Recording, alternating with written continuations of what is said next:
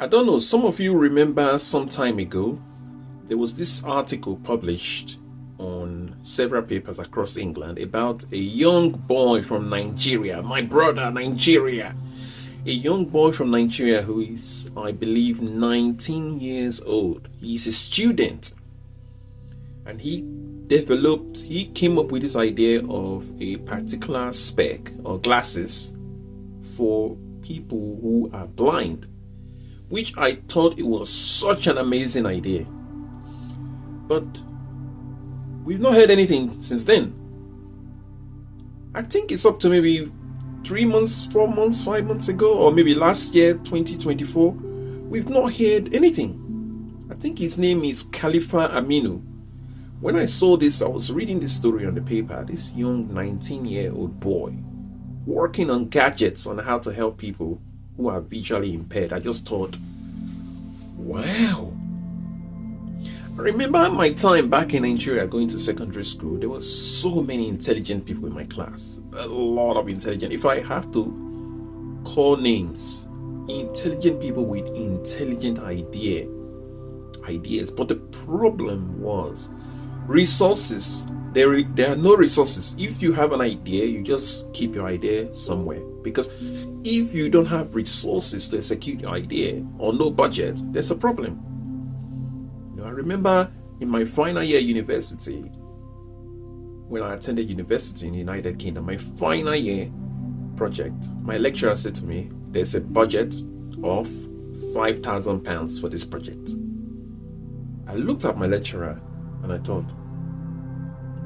a budget of £5,000? He said, yes, it's for you to work on this project. We want to see how far you can take this project. So this young boy, 19-year-old, already innovative, thinking of how to solve problems. We have people who are in power, who are in a government position, top leaders. We are not hearing anything from you guys. So you guys are just flying from one place to the other, enjoying yourself, private jet. A 19-year-old boy had to come up with something. He created this particular glass, and I think it has ultrasonic and infrared sensors to detect approaching objects. So when objects are approaching, like fast approaching object, like a car, it would detect it quickly. And for a blind person, that is a massive advantage, because one of the accidents, or majority of the accidents that tend to happen with people who are visually impaired, is because they don't see approaching objects on time. When an object is flying towards you, you don't see it on time. That's when the accident tends to happen, because they are not able to protect themselves. And for this boy to be coming up with this idea, he said his vision is to help 20 million Nigerians who are visually impaired. He wants to help them carry out day-to-day tasks. That's why he's come up with this gadget or this technology. So it's like an assisted living technology to help them carry out daily tasks. But since then, we've not heard anything. The news came out, it was big in England, in America. We've not heard anything. Because I was aware that he was invited by the National Commission for People with Disabilities. There's a body in Nigeria that invited him to come and showcase or display the technology. They only invited him, that was it. I've not heard anybody say, I'm going to give you 1 million, or how much do you need to work on the challenges that you're facing on this project. Because the boy did mention that he has a couple of challenges. He's a 19-year-old boy. He's not working. Somebody has to fund this type of projects. When you go to countries like England, America, Germany, Australia, you see research projects, heavy research projects being funded by the government just to find a cure for blindness. Heavy project. And this project, they are ongoing. Finances, money is not an issue. They get the best scientists working day and night to find a cure for blindness. And here you have this small boy, 19-year-old, small boy coming into the game, coming into giving them a run for their money. Say, listen, I'm going to come up with my own gadget, even without no resources, nothing. He's come up with something. And I've seen how the boy was testing. And if you can see, I'm going to put the video, how he was testing the concept.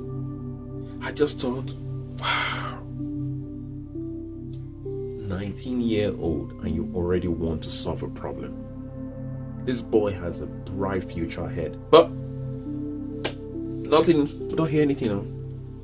That's the thing now. In some places dreams come to life. In some places dreams are dead and buried. You have big dreams. If you are in the wrong environment, that dream is not going anywhere. Even if you have just a small dream, but you are in the right environment, that small dream will become a big dream. And this is the situation with this boy. Big dreams want to cure blindness in the wrong environment. And this is why if this boy make an application to, let's say, Oxford University in England, Cambridge University, or some of those research facilities, and say, I'm happy to work with you guys, let's see how we can take this gadget or invention further. As soon as they snap the boy, what you would hear people saying is, oh, they take all the talent. They take all the talent from us. We invented this, we invented that, but they're not giving us credit. They take it from us. Oh, but when the person was there, the government didn't do nothing. None of the investors came by. Nobody came to support the project. Nobody wanted to finance it. No charity wanted to step up. But as soon as they snatch the person, major headline. A Nigerian boy has recently discovered a way of helping visually impaired and blind people carry out daily tasks. One of these gadgets is sold for £500 per unit. People will be like, it's our idea. It's our idea. Now they want to claim it. Talented, innovative inventors. This boy is an inventor. Inventors like this should be supported and backed heavily.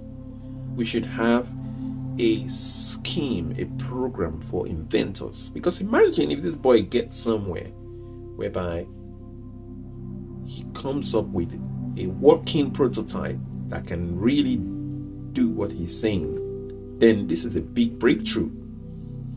Because now it will be a case of where people who are blind, they no longer have to use those sensors.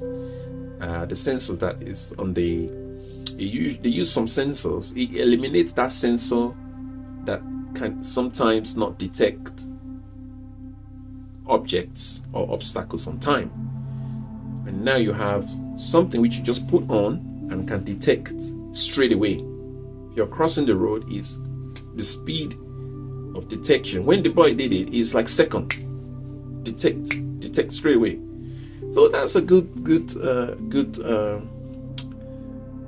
invention, and I just hope we would see more of this boy, Khalifa Aminu, who apparently is from the northern part of Nigeria. We hope we see more of him in the future.